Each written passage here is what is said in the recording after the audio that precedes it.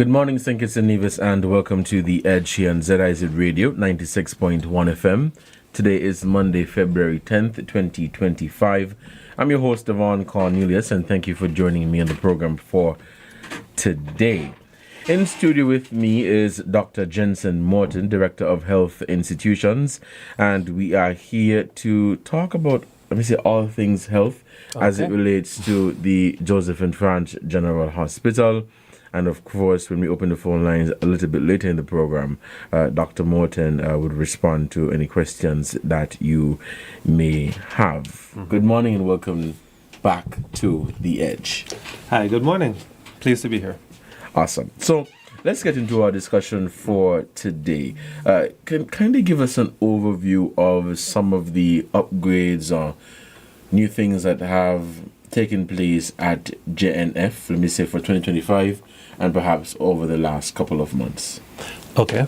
So to speak about what we've been doing for the past few months, It's been two things. We've been working on everything with regards to the new hospital in the background, you could say, since late 2022. But at the same time, we've consistently been doing the necessary upgrades to the current JNF. The difficulty with the two was we had to ensure that every investment that we made into the current facility is one that has utilization in the future prospects of the current site, because the current site will continue to be used for health purposes, even though a lot of the services are going to be moved to the new facility. So every time we would do an upgrade, it has not just to be, or it's not just, let's just fix this thing. It's always about, we're going to fix this thing, and we know that the future use of it is going to be X, Y, and Z. So we're going to make sure that it's fixed now, and it also has the ability for this conversion later. So that's one thing in terms of the infrastructural stuff. In terms of the services, that was a combination focus. We broke down the hospital into all of the different major services that it offers, major and minor. And we tried to make sure that every area got touched with regards to upgrades, looking at complaints, looking at future trends, looking at current issues, and trying to see how they could be addressed. One of the major areas that got a lot of attention would be the accident and emergency services in general. So the bulk of people that come to JNF, they don't reach any further than accident and emergency if they're actually ill, apart from, persons come in for like a routine blood test or those kinds of stuff. But the emergency room, it sees just shy of 30,000 people a year, but in the average year, only about 3,000 or so people actually get admitted. So 90% of persons, the only place that they see is the emergency room. So naturally, the bulk of the criticism that people have is with the emergency services. We took all of the criticism into consideration. One of the areas that had issues was the triaging system. That's the system that deals with looking at when people present who is more severe than who should be seen in whatever order, to try to make sure that certain things are done in a timely fashion. For example, if you come with certain complaints, you have to have this done within 5 minutes, this done within 10 minutes, etc., etc. We had a system before, but the triaging that was done before, it was done by senior nursing staff, but it would always be staff that's assigned to actually work in the emergency room. So if the emergency room got very busy, that nursing staff would sometimes go into the emergency room itself to help, and then all of a sudden there's nobody outside to deal with fresh people coming in, sometimes for stretches of minutes, or if it's really bad, it could be stretches of over an hour. So we decided to get a separate set of staff, 100% dedicated just to triage, that don't wander off in any way, such that the constant flow of patients could always be monitored. That was put into effect in March last year, and it's actually had a pretty good response. I'm going to say something, but I know people are still going to criticize it, but it's the truth. PAHO did their assessment in September, and in terms of all of the public hospitals in the region, we had the shortest waiting time. But I was saying, if I even tell St. Kitts people, they won't care, because they're going to say, I went to the hospital and I had to wait 2 hours, and I'm like, but it's better than everybody else. That's a public hospital, excuse me. You have, of course, a few private places, niche places, that's a different kind of setup. But in terms of the public hospitals, we're kind of already doing better. So even when they told me, I said, well, with the amount of complaints, I still have to do better. So thanks for telling me, but we still have to continue to press on.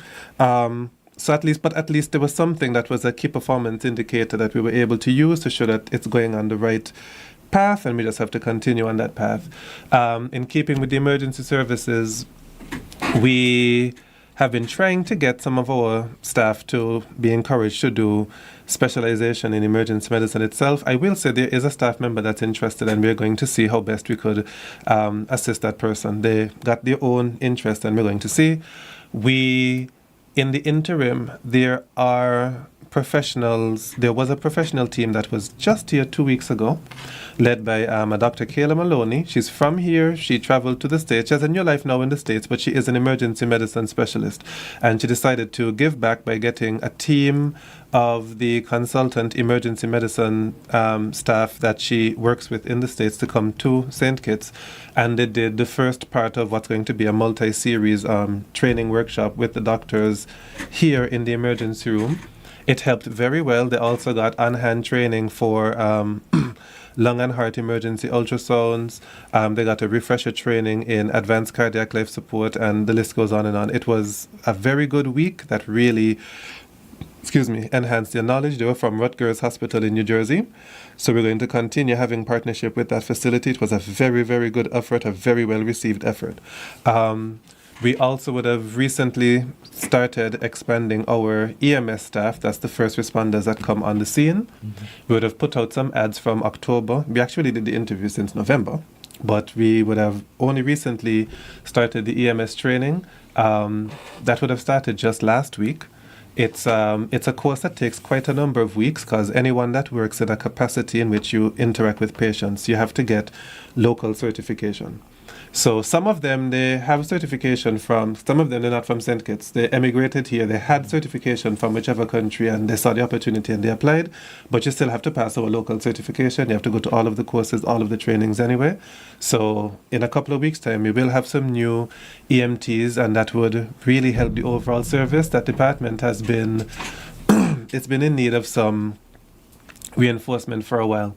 One area that has us a bit stumped is the actual ambulances. We are down to a minimum amount of our ambulances. We have, on paper, we have 9, but in actual service, it's a lot fewer than that, because so many major accidents took place with the ambulances. I could at least say none of the recent accidents were the ambulance's fault. It was the other driver's fault, and a lot of times it was intoxicated driving's fault, which is why we were advocating to the public, be careful when you're driving, please don't drink and drive, etc. The repercussions can be much more than you could even imagine.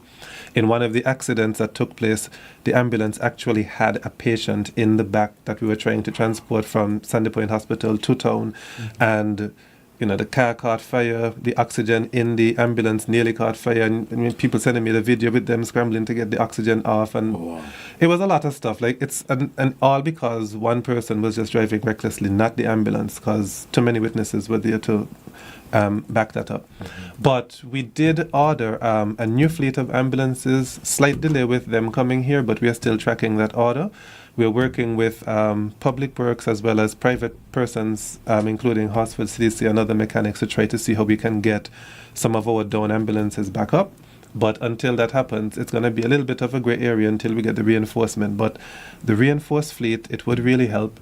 And that's regarding the emergency services area, which we're trying to keep up to scratch and keep up to date. Mm-hmm. In terms of radiology, we would have invested in a new state-of-the-art CT scan machine that would have been procured in November 2023. A major investment worth millions of dollars, but it started in November 2023. We had to do some electrical upgrading of the room and a few other things. We have the machine now. It's in place. It's actually working. We're just making sure that all of the staff is fully trained to be able to operate all of the modalities of the machine. It's an excellent machine which was purchased with the future in mind. It has the ability to do specific heart scans, to assist with interventional cardiology, which is something which we want to get into. We don't have an interventional cardiologist on island right now, but we do have persons from St. Kitts that do things in that field and other persons that have reached out saying that they're willing to partner with us. It's just that we need the machinery.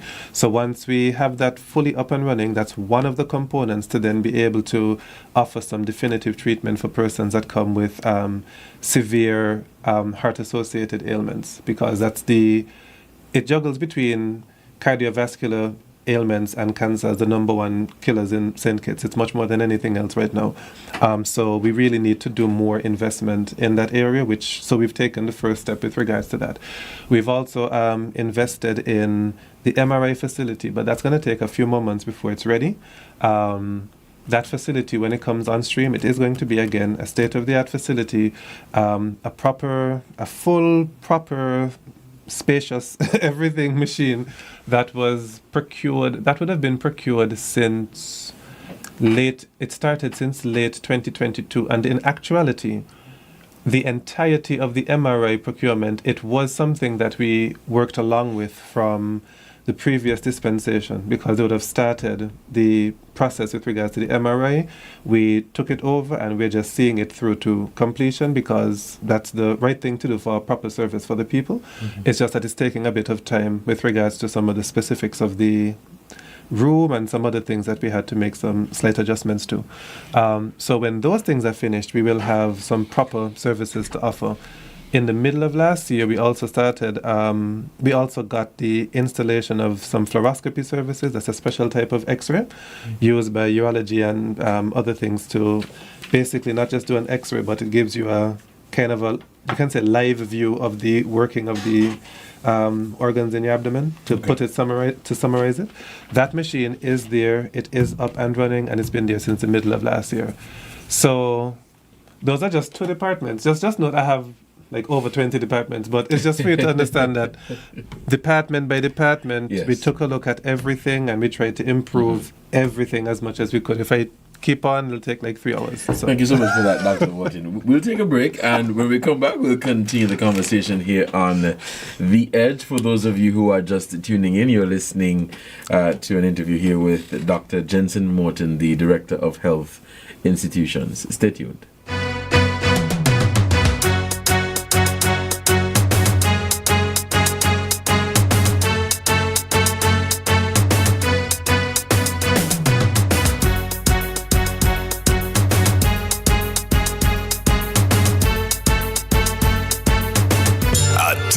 Business owners, this Valentine's season, let ZIZ Broadcasting Corporation help you spread the love and grow your brand.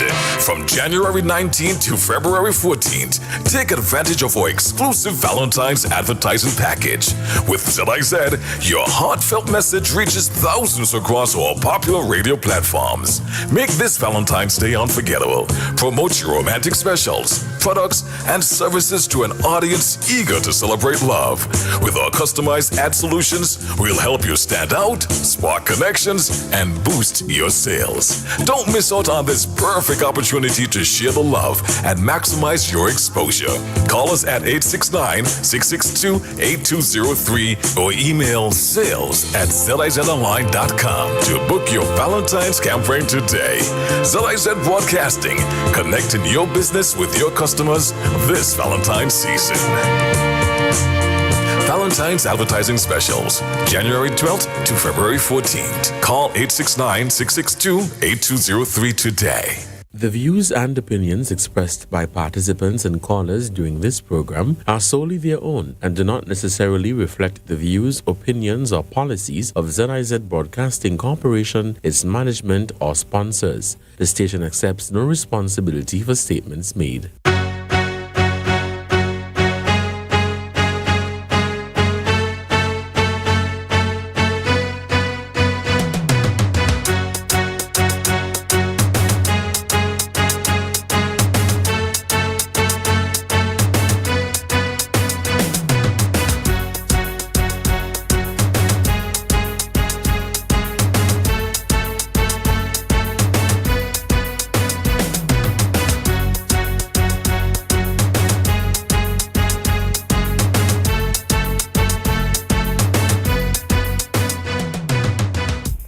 Welcome back to The Edge here on ZIZ Radio, 96.1 FM. I'm your host, Devonne Cornelius. and thank you for joining me in the program for today. In studio with me is Dr. Jensen Morton, Director of Health Institutions, and we are speaking about upgrades within the Ministry of Health and at the Joseph and Franz General Hospital. Dr. Morton, with regards to the upgrades that you made mention of earlier, how do they align with JNF's or the Ministry of Health's goals? Okay. So it's a few things. Our main goal, of course, is to just ensure that at the end of the day, we can have our citizens receiving the optimal level of healthcare that they need as much as possible. So it's all about ensuring that access is there, availability is there, affordability is there, all of the necessary tiers, that they're all taken care of. Mm-hmm. With regards to the specific upgrades that we would have done, everything falls in line with that overall view, and it also falls in line with, like I said, the 5 to 10 year plan down the road with regards to what we intend to do with all of our health institutions and how all of it comes together in the greater JNF Health Network, which is what we are trying to build. So one of the areas where we saw a little something would have been when we actually had the lobby done. So one of the things that's been great is that the ministry has been assisting us. Well, of course, we fall under the ministry, and we're a major component in the Ministry of Health. Mm-hmm. But they've always been assisting us 100% with everything. We just have to make sure that everything is in alignment with the overall goals and that everyone can share the vision. And apart from the direct contributions coming from the government for our projects, we've actually had a great deal of support coming from the private sector. The first area that we were able to get done would have been our lobby, which would have been done in collaboration with the cable. And that helped us tremendously. Not only does the hospital look really beautiful now when you visit there or when you have to go there looking for assistance, so it helps a lot. It also opened up many people's eyes with regards to the possibilities of partnership with the hospital. It helped a lot of people be a lot more comfortable with giving back. So it opened up a lot of doors. So even when we did the lobby, one of the things people were asking was like, why would we fix up the place so much if we're moving to a new hospital? And we had to remind them that it's not 100% moving to a new hospital. We're expanding our health network. Mm-hmm. The current JNF site is going to continue serving medical purposes, which we will outline in time to come. And the new site is going to take over a lot of the services in JNF, as well as go into a bunch of other advanced fields and areas. So the two will work in harmony in the wider health network that we're trying to build. And everything that we've done thus far, it's been an upgrade with that long-term goal in mind. Mm-hmm. So, as you made mention of the long-term goal as it relates to the new designs, we know they were revealed on Friday. Yes. The designs for the JNF General Hospital. Let's speak a little bit about that in terms of some of the focus areas for the new hospital. What exactly would the Ministry of Health will be focusing on, as you made mention of expanding the healthcare network? Yes. So the new facility, it's one of the areas that fell under the vision of the Prime Minister. I think the last time I was here, I made mention of it. I'll mention it again. That the fact that the Prime Minister is Minister of Health and Minister of Finance and himself a medical specialist that has worked in all parts of the Ministry of Health, both institution, community, everything. It helps a lot because what it means is that when you have to explain the importance of something, you don't have to bend over backwards to get it done. Mm-hmm. It's pretty easy. It's always understood. And as a matter of fact, he would approach a conversation with his own ideas because he actually was thinking about it on his own. Mm-hmm. And it's never anything far-fetched or impossible. It's always something that's like well-known, well-documented. It helps a lot. With the health network, it was multiple things. Even though we do provide healthcare in St. Kitts right now, there are two two broad fields that we really wanted to make sure that we were able to participate in. One was research, and the other one was actual health tourism. So to become a center where it's not just about treating patients, but it's also about seeing if we can be at the benchmark of making discoveries, ensuring that we're not just treating patients, but we're also tracking and documenting the treatment just to see if there's something particular with our patient population, if there's a particular medication that might not be as efficacious with our people when compared to maybe a research paper in the States. That level of research we were not 100% participating in. It was just a few niche things going on in the hospital with regards to that. So we really wanted to really get into research and education a lot more.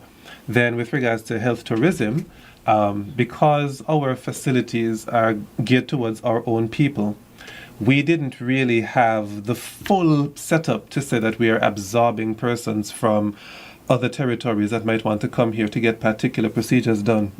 In some cases, we do have some specialists here that some of the other islands around us, especially the smaller ones, that they don't have. Mm-hmm. So they could come to us to get medical care, but we really hadn't established ourselves as being a place where something like that happens easily or seamlessly, or had the design for something like that. So those were two things that we wanted to address. And of course, the final one would be we wanted to make sure that we had a facility that was on the cutting edge of technology and that was built to be future-proof. So even though we had all of those goals, the argument could have been, well, why don't we upgrade the current facility to just be able to do all of those? But then another spoke got thrown into, another stick got thrown into the spoke of the wheel, rather. And that was that even though our current facility was pretty good, it was not built with certain things in mind with regards to things like climate change and other things that are definitely going to become an issue. Things like temperature control, ability to withstand particular natural disasters, and the list goes on and on. Things that we know are just going to be, in the upcoming years, getting a little bit worse.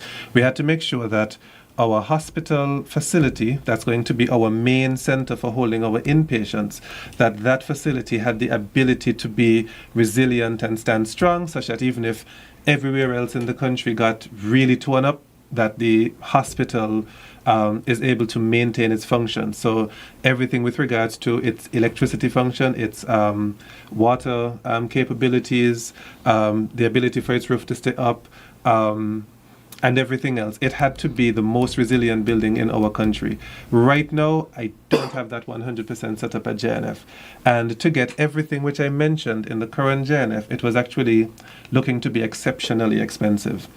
But it turned out that building a brand new hospital built for purpose with this time in mind, as well as looking towards what the future is going to hold, that actually proved to be overall a less expensive venture. And it was going to yield some really positive results because it gives us the opportunity to, after we develop this new site, that we can then focus on the existing site with a little bit more freedom, knowing that it's not going to have that much in it with regards to patient population immediately. So you can now twist, turn, and now you have two places that are upgraded, and both of them are part of a wider health network. So that's everything put together.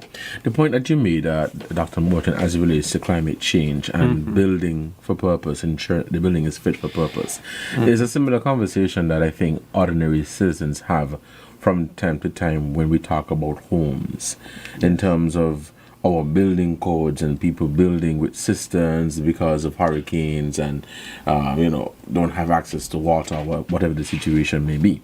So I make that point to say, if we're saying that our homes should be stronger, then our hospital should be in a position to withstand climate change, because at the end of the day, should a major disaster strike St. Kitts and Nevis, that is the facility that will be under the most pressure. Yes. People will be there, the demand will increase significantly, and so it is something that you definitely have to invest heavily into. As we're talking about investments and looking forward, I want to look at technology and how has technology played a role, or how will technology play a role in the transformation of healthcare in St. Kitts and Nevis? What are some of the advancements in the pipeline, or some of the advancements that have been made as it relates to technology and digital transformation at JNF or the Ministry of Health? Okay. Well, this one is more Ministry of Health overall project, but it strongly involves the hospital. It's like 80% the hospital, but it is the whole ministry. Our digital transformation, it has already begun. To tell the full story with it, we would have been fortunate to have had some cooperation with the Republic of China and Taiwan. They would have been assisting us with regards to getting some digitization done. And of recent, a new player or partner would have entered into the conversation. And we're pretty proud because it's homegrown. It's actually the Robotics Association from here. They came and actually said that they had been working on an electronic health record for quite a number of years. They would have shown it to us, and it's actually very, very good. We're moving forward with them with the assistance as needed from our other partners. We are moving forward with them to get the digital transformation of the entirety of the health system.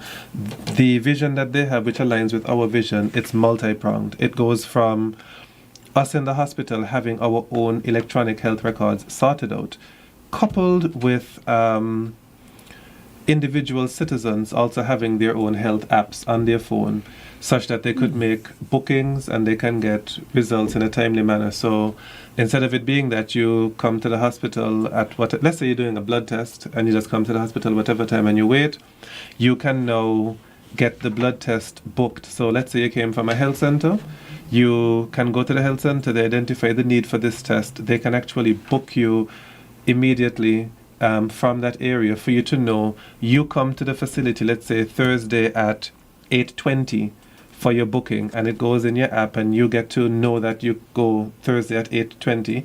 So you then go and you show up and you don't really have to walk with any bunch of papers or present anything. They expect you to come, you only might have to give your name, and they just ensure that it is you, and then they can get everything taken off, and then you can get the result in your phone in a way for you to be able to read and understand, as well as the detailed one, which goes back to your health provider, so that when you come to them, they can have the discussion about the results, etc. So all of that was taken into consideration, never mind the more advanced parts of the electronic health records with regards to your hospital stay, the medications that you're taking, the updates to your chart if you're an inpatient, and the speed that you can be seen in an emergency setting where you can go and basically present yourself and be seen faster. All of it comes into play at a good time when everyone, for example, the persons that got the persons that got the BBW via JAN, all of that was to get persons accustomed to digitization, accustomed to using apps, accustomed to using your phone. Because as we move on, more and more, we're going to be using services like this. And it was already assumed that a lot of persons, if you're on the upper income side of things, you probably have those things, but the fact that you have to access it via phone is not to be a limitation. It's kind of to encourage persons to get on board with technology, understand how to use the technology to pay for things, because eventually you're going to be using that same technology for a lot more things, including aspects of tracking and monitoring your healthcare. And it all goes down to the same the same swoosh, the same swoosh thing. It all comes together with regards to the payment part of the healthcare, with the National Health Insurance System, with the electronic health record system. Bit by bit, everything's coming together as it should, such that probably within the next, with our electronic health records, we're aiming for 18 months. But that coupled with the Ministry of Technology also doing some digitization, we're hoping that in a progressive manner, people can see everything coming together to know. It wasn't just talk, like it's actually being done. So yes. Awesome. It's 11:30 and you're listening to The Edge here on ZIZ Radio 96.1 FM.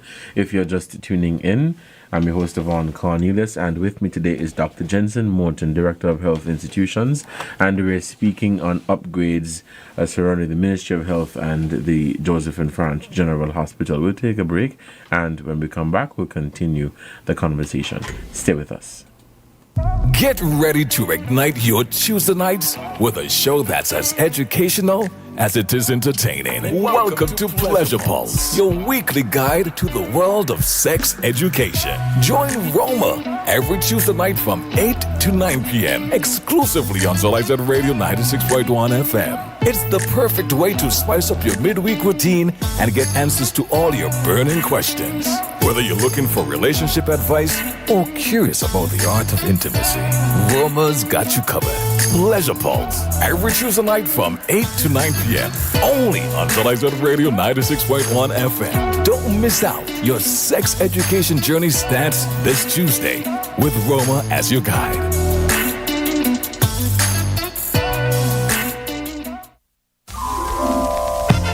Hey, guess what? It's Radio Market. Call in and sell your merchandise. You can negotiate, give away and trade. We on radio, internet, and TV. Like us, share us, and subscribe to ZIZonline.com. And remember, we don't sell nothing over $5,000.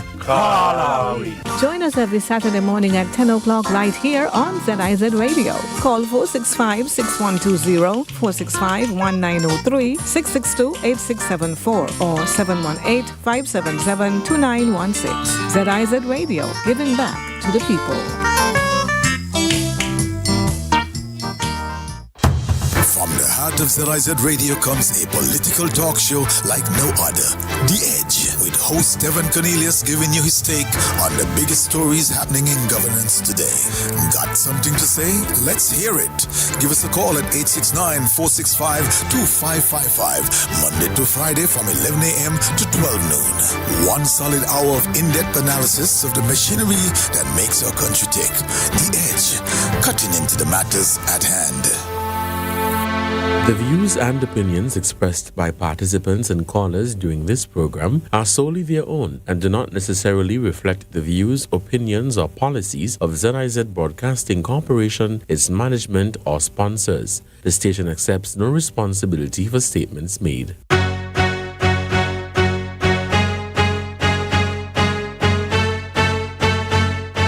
Welcome back to The Edge here on ZIZ Radio 96.1 FM. I'm your host, Devonne Cornelius, and thank you for joining me in the program for today. Again, if you're just tuning in, Dr. Jensen Morton is in the studio with me today, and we're talking all things JNF, all things Ministry of Health, and upgrades that have been made there, not just for 2025, of course, but over the last 2.5-3 years. Dr. Morton, let's shift the conversation to specialized services and patient care. And so we've talking about upgrades to the existing facility. We know on Friday there was the reveal of the designs for the new General Hospital. And so we understand that investments are being made, and you spoke about the importance of having a building that is fit for purpose, especially as small island developing states deal with climate change. We have hurricanes that are getting stronger and stronger, but looking at patient care and specialized services are absolutely necessary. So have there been improvements in maternal and child healthcare services? And let's look at any medical specialties or specialists that have been added to the hospital since then. Okay. So, yes, we have had some upgrades with regards to maternal and child health services. Firstly, we did have a new obstetrician gynecologist that joined our staff in November, Cuban-trained obstetrician gynecologist Dr. ZIZ. So that's another person that, like I said, joined our staff that has had already a positive impact. We continue to accelerate with regards to our training program for the nurses that we have in the hospital. One of the blessings that we've always had is that practically all of the nurses that you see, especially those in the white uniform, they already are nurses with a specialty. They're nurses with midwifery. So the bulk of our nursing staff, they do have the ability already to assist with regards to maternal and early child health care. So that is also a plus. We would have started the construction/refurbishment of an operating theater for dealing with CT scan cases. That's emergency CT scan cases, or cases in which you start off with a vaginal delivery, but then due to a complication, it converts to a CT scan, to make sure that there is a site on the maternity ward itself that can deal with that, instead of the person having to go all the way to the operating theater. We would have started work on that in October of last year. We had a little bit of a pause due to some prioritization that we were doing, but we intend to go back to that and finish that in short order. So when it's done, of course, everyone will know, because we let everyone know that it's done and it's ready. And the plus is that it also would serve as an additional emergency theater in case the 2 current rooms that we have are occupied, that there is another area that can be used.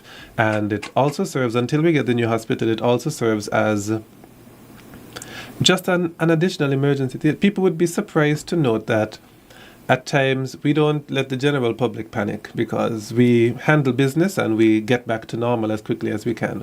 But there have been times when disasters have struck, or different things have struck, and it actually put our main operating theater completely out of commission, and we have to find another site on the hospital to use as a temporary operating theater until we get it back up.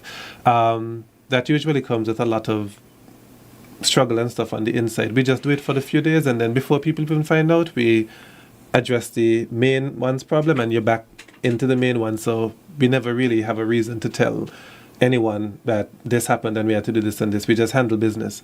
With this additional theater being there, that makes it very easy. If anything happens in there, we have a place that's already set up that can continue operations without all of the necessary shifting until we can get the original place put back up. And it also gives us the opportunity.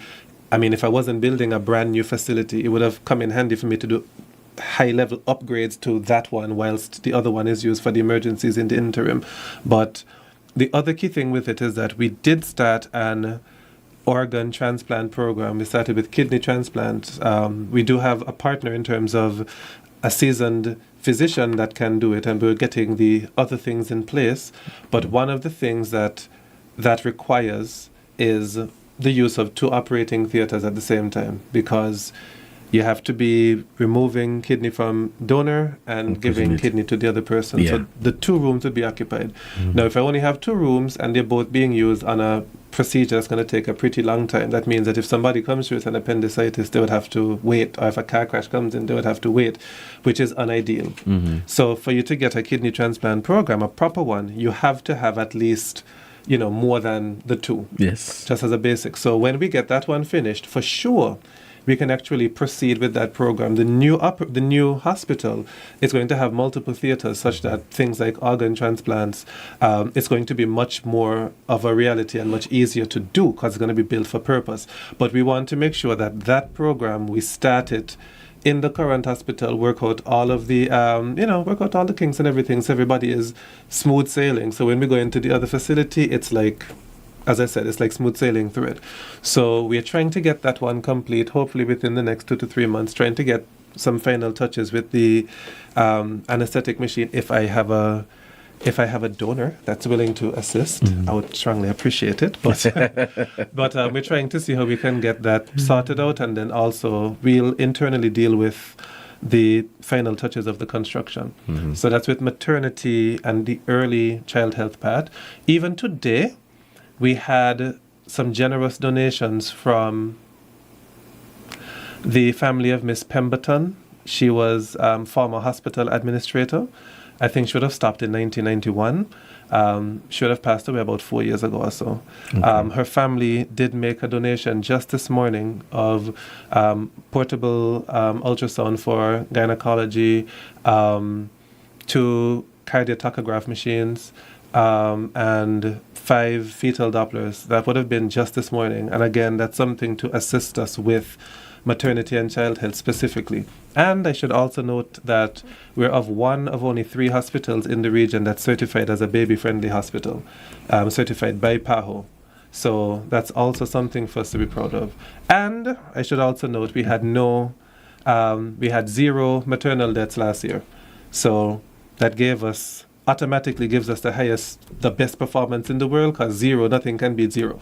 So we're automatically to the top of the chart. We have to be careful because since our population is low, if we have even 1, it skews the percentages so badly. So when we get 0, we have to celebrate when it's 0, and we try to keep it 0 for as many years as we can. But that comes when you have great levels of the nursing staff in particular playing a key role, knowing every single pregnant woman in the country and finding whichever health center she lives closest to, that nurse tracking to make sure that the appointments are there. If she's hypertensive in pregnancy, it's noted early. If she's diabetic in pregnancy, it's noted early. If there's any heart disease or kidney disease in pregnancy, it's noted early. If there's any other high-risk obstetrics, it's noted early, and that they get the proper antenatal care. Once you get the proper antenatal care, likelihood of a disaster is drastically reduced.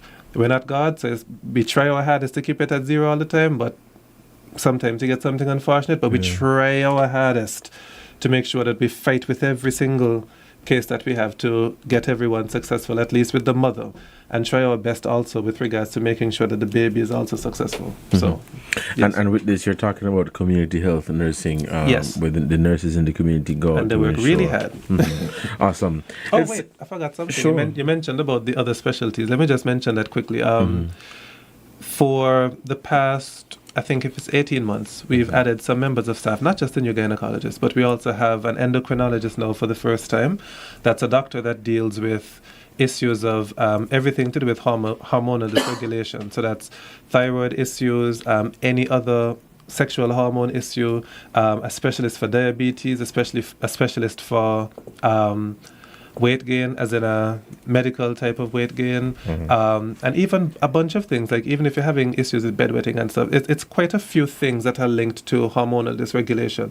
And to have a specialist on board that deals with that, it helps a lot, especially since our chronic diseases have been increasing. It was a special request by the PM to have that person here, and we have them there now. So that's a big plus. We've added a neurologist. That person has been here for just under 2 years' time. 2 years now, excuse me. The neurologist is key because that deals with nervous problems. So that's stroke, seizures, the list goes on and on. Anything to do with a nervous issue, the neurologist can help. And because we've been having, like I said, the number 1 cause of death with us, it juggles between cardiopulmonary and cancer. With regards to cardiopulmonary, one of the things under there is actually strokes, which is usually caused by blood clots, which is usually caused by a blood clot in the brain, basically. I wouldn't bother to get technical. So it does fall under the umbrella of cardiopulmonary. And we are getting more strokes in persons at younger ages. We're trying to see how we could address it on the community side, which is the preventative side, with diet and exercise advocacy, and to try to force certain changes with dietary restrictions, importation restrictions, things with the food, things with more active activity stuff. But in the event that someone does end up with a stroke, which sometimes still happens no matter what you do, we have the specialist there, which is the neurologist, and in attachment with that, they can also deal with a bunch of other issues. We expanded our total internist staff, by 2 more. We always had 1 or 2 internists in St. Kitts, and with the amount of chronic diseases we've been having, that meant a lot of strain. So like Dr. Saley, who works so hard, he works really, really hard.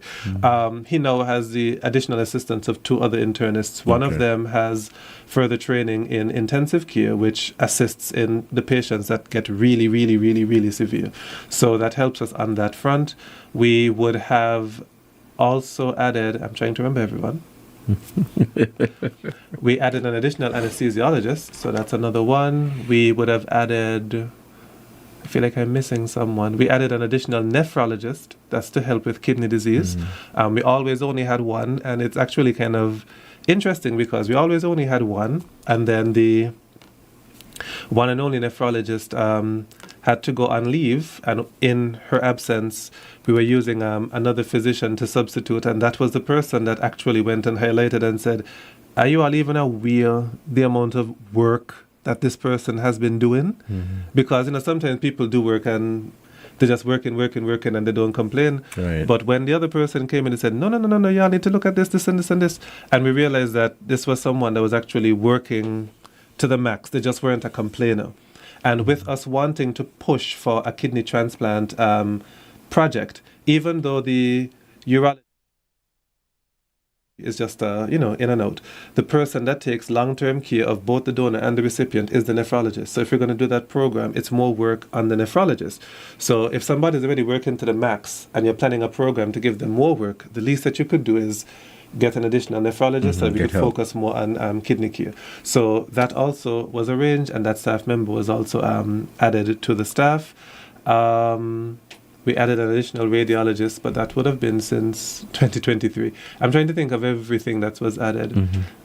We even added a clinical pharmacist to the staff, which is not just a normal pharmacist, but someone that could assist in ward rounds, especially in the medical wards, to ensure that just as an extra pair of eyes for the medication that's prescribed and used on patients to ensure that everything is as ideal as possible.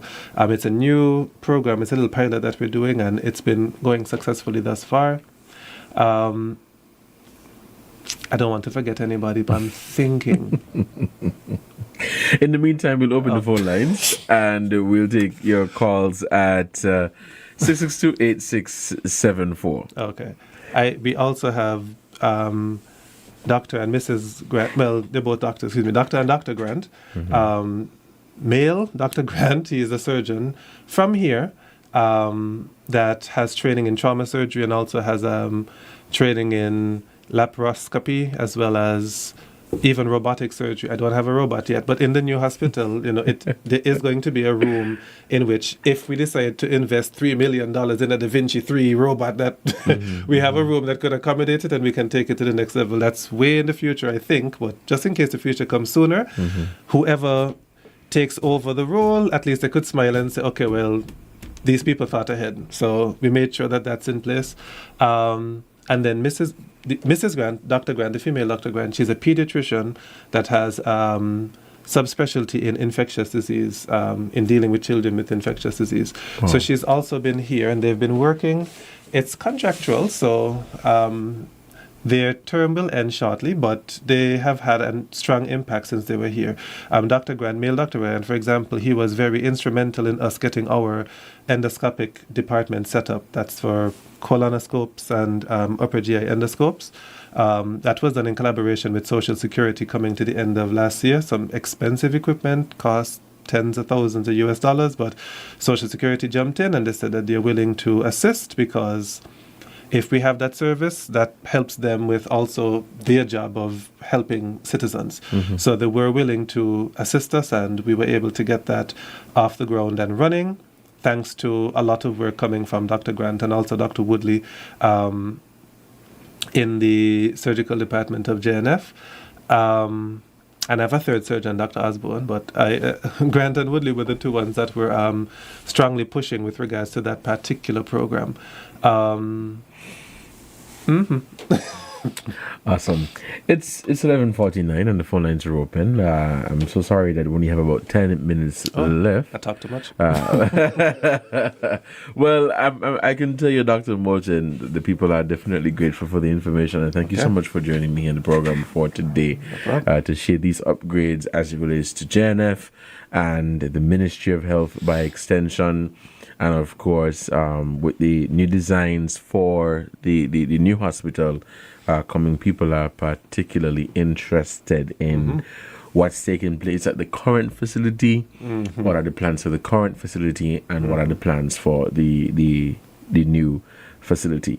As we begin to close, I want to look briefly at community impact in terms of how do these upgrades, these initiatives that you've mentioned, how do they benefit the wider population of the Federation on the preventative side of things? Okay, well, the preventative side of things, it actually falls under the community health umbrella. You could think of health as having two main prongs, the community health side and the institutional health side. I am the one in charge of the institutional health side, and the community side is the side that deals with everything to do with preventative medicine as well as tracking of things, especially things that are chronic, etc., etc. The institutional side is when something actually happens and you have to be institutionalized or kept in a hospital overnight. It deals with a few things. It deals with emergency care, it deals with advanced diagnostics, it deals with interventions, and it deals with inpatient care. So those four things fall under my umbrella. The community side, it's all about community health itself, which is tracking of things like chronic diseases, etc. They deal with aspects of diet, aspects of exercise, aspects of the environment, aspects of external threats, so port health, etc., to make sure we don't import anything, even with some oversight of agriculture. All imports, everything to do with anything being imported, they also have oversight to make sure that no creature, no bug, no nothing comes into our island from elsewhere to give us a medical issue. And of course, environmental, you can automatically realize that if your neighbor yard dirty, if your own yard is dirty, if someone has stagnant water, if someone has this or that, it could cause problems for you. So they also have a health focus and all those other things. Now, the hospital and how it impacts the wider community, the two work hand in hand. So there are points in time when community is trying their best with a patient, but that person actually still would need hospital care. That's where we would come in to ensure that that person can get the optimal level of care that they need. And of course, our number one goal is to make sure that as many citizens as possible in St. Kitts, and by extension Nevis as well, that if they need to get provision of a health service, that we are able to provide it for them efficiently, effectively, cost effectively, and just as well as we possibly can, international standards as much as we possibly can, to just make sure the person has a good experience. That from start to finish, they can say they had a pleasant experience, from the interactions that they have with persons to the customer service end to actually getting the diagnoses accurate, actually getting the treatments proper, to the education of the person on whatever it is they would have come for, to make sure they don't have to wait a super long time, to ensure that things like their privacy is respected, and to ensure that follow-up is proper. So if they come with a problem and it's going to need another check later down, that is also sorted to be as convenient as possible. So all of that is the overall goal. And of course, to make sure that people are as comfortable as possible when they actually are in the hospital setting. Hospitals can be really traumatic places because, I mean, if you think about it, nearly half of all people, if they're going to pass away somewhere, it will be in a hospital. It will be that you started to feel ill and the hospital is trying, but there's only so much we could do. Or it is, if they pass off at home or on the road or something randomly, okay. But about half of all people, they will pass away in a hospital no matter what you do. So it's going to be a place in which there can be moments of sadness. So anything that you can do to make it as pleasant as possible for situations in which that is not the case, situations in which people are discharged in a healthy manner, or they are discharged to be able to go home, that they can say that their entire experience in the hospital was pleasant from beginning to end. So that is the overall goal. Awesome. And as we close the program, I think we have a caller on the line. Okay. Yes. I don't mind. Let's take this call. Hello, caller. You're on the air. Good morning. Good day. I would just like to know, is the private ward up and running now, Dr. Morton? Hey, sorry. Shouldn't have said Is it. the private ward up and running? The private ward, we're doing construction work on the private ward just now. It would have started last week. We're trying to get all of the bathrooms on the private ward redone, and also to get some other work redone. We have the furniture already. We have the new furniture already ready. That should take us about 2 months' time, and we are getting the additional staff in place as well. So it's now February. By about late April, the private ward should again be up and running. Okay, all right. Thanks a lot. All right, no problem. All right, caller. Thank you so much for your call. It's 11:55. I think we can take maybe one or two more calls. Call us at 662-8674. That's 662-8674. For those of you who may just be tuning in, you're listening to The Edge. We have a caller. Hello, caller. You're on the air. Good morning. Good morning, Devon. Yes, how are you doing today, man? Good morning, Dr. Morton. Hi, good morning. Welcome to the best talk show. Doc. Yes. I visit the hospital, went to visit a patient the other day. And when I look to the back of the hospital, where I used to walk as a little boy, taking the shortcut rather than going on the railway to go over to Buckley's, I so disappointed. I can't believe millions of dollars spent around there looking like that. Man, carry the jail man them up there and clean up the place. Hold on. Already bargained me. Me heart hurt me, man. How recently was... Wait. Pause. How recently was that? Because we just...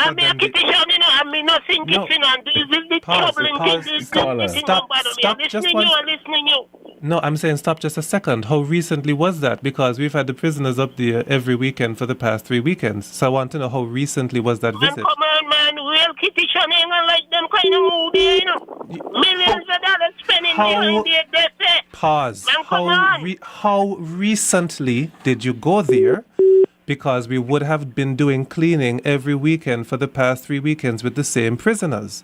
So I just wanted to know if... Hello? Weren't you all consistent with it? Because the thing running away. You're not... Supervisor should be supervising it, doing the job, and when I'm playing it, you know. Okay. All right. Thank you so much. Thank you so much for that. Okay. As I was saying, yes. the back of the hospital, it is an area that we have been looking at. We have had persons come there for the past 3 weekends to do extensive cleaning. We were arranging it in the time before. The morgue, which is back there, we got the roofing redone for the morgue. We got the roofing redone for the walkway, and we were setting up because we wanted to get some new roofing done all across. We were discussing with Public Works whether to demolish the bulk of the building back there because a lot of it we weren't actively using. And the other hand was to see if it was structurally integrate, if the structure was able to just take a redoing of the roof and then we would just use there for some storage or something. They did indicate that it would be possible to continue using the structure and to redo the roof, except it would need some internal work. So when we got that green light, knowing that that's what it's going to be used for the 3 weeks running, we have been having people go back there to clean it out bit by bit, and we actually have reached a decent way. Back there, we also were redoing the sterilization department, which should be complete probably by next week. And in terms of that last part with the roofing, we got I think part of that funding came from something with either ECCB, OEC, or something like that. We did get a source of funding to get that done. And even CFBC has approached with regards to the possibility of partnership and moving of the headquarters of the health education unit to a location, and we were looking at that same back location. So we have multiple reasons to invest. So that's what I was trying to ask when he went. If he went, it's now February. If he went there like November, it was actually not looking too good in November. So I'm aware of that because we had a lot of because of the MRI site being constructed and because of the work we were doing in the morgue replacement, we had a lot of the leftover construction stuff in there and out and about. So it was not looking so good. But recently we would have fixed it. So I wanted to know if he still held that opinion recently.